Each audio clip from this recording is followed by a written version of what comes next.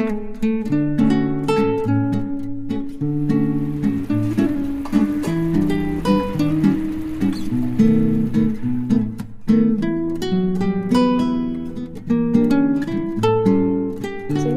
குழம்பு தாளிக்கிறதுக்காக ஒரு 20 சின்ன வெங்காயம் எடுத்து நான் கட் பண்ணி வச்சுருக்கேன். அண்ட் ஒரு 7-8 பூண்டு, 4 பெரிய தக்காளி, அப்புறம் ஒரு பெரிய வெங்காயம். ஸோ இந்த தக்காளி வெங்காயமும் நம்ம வந்து அரைச்சி எடுக்க போகிறோம்.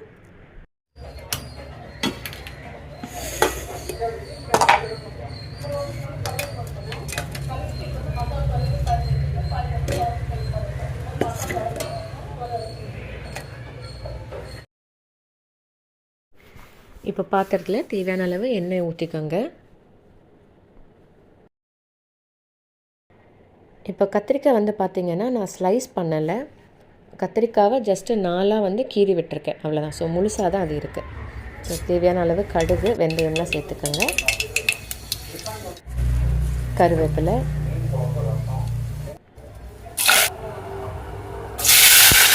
இப்போ சின்ன வெங்காயத்தை தாளிக்கிறதுக்கு போடலாம்.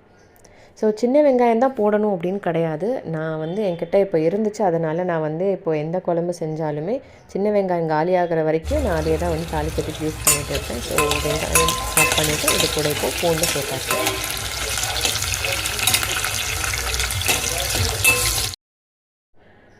ஸோ வெங்காயம் நல்லா வதங்கிடுச்சு. இப்போ நம்ம கத்திரிக்காவை சேர்த்துடலாம் அதில்.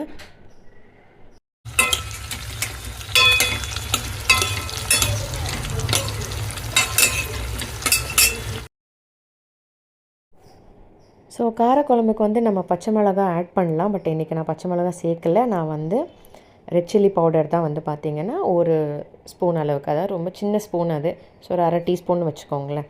So 1/2 teaspoon red chilli powder சேர்த்துருக்கேன். நெக்ஸ்ட்டு இது கூட தேவையான அளவு உப்பு சேர்த்துக்கோங்க. நெக்ஸ்ட்டு குழம்பு மசாலா ஆட் பண்ணுறேன். ஸோ இது வந்து வீட்டிலே செய்கிற குழம்பு மசாலா.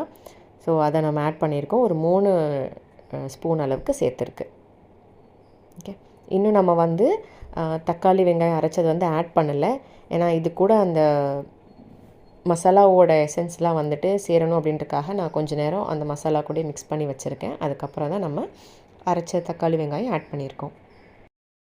இப்போ நம்ம தேவையான அளவு தண்ணியும் சேர்த்துக்கிறோம்.